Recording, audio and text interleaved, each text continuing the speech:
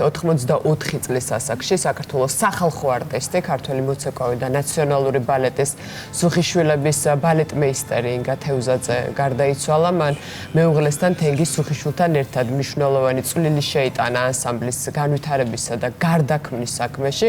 ინგა თევზაძე თბილისში 1951 წელს დაიბადა, 1958 წლიდან სწავლობდა თბილისის ივანე ჯავახიშვილის სახელობის სახელმწიფო უნივერსიტეტის ფილოლოგიის ფაკულტეტზე. შემდეგ კი თეატრალური ხელოვნების სახელმწიფო ინსტიტუტში, რომელიც 1991 წელს დაამთავრა. 1961 წლიდან ქართული ხალხური ცეკვის სახელმწიფო ანსამბლის სოლისტი და ოქროს ეპოქის გამორჩეული მოცეკვავე გახდა. 90 წლიდან კი ბალეტმეისტერი იყო. ინგა თევზაძე მონაწილეობდა ანსამბლის მთელ რეპერტუარში, ასრულებდა სოლო პარტიებს ცეკვებში.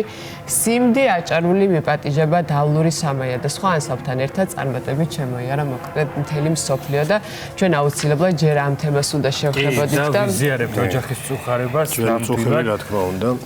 და აქ იყო კადრები ის როგორც ქორეოგრაფი და როგორც ბალეტმეისტერი მის მიერ დადგმული ცეკვა, რომელიც ნამდვილად საოცარი იყო და მნიშვნელოვანი კვალი დატოვა ქართული ცეკვის განვითარებაში აი ამ მშვენიერმა ქალბატონმა და ასევე იყო დედაქალაქის ერთ-ერთი ხიბლი.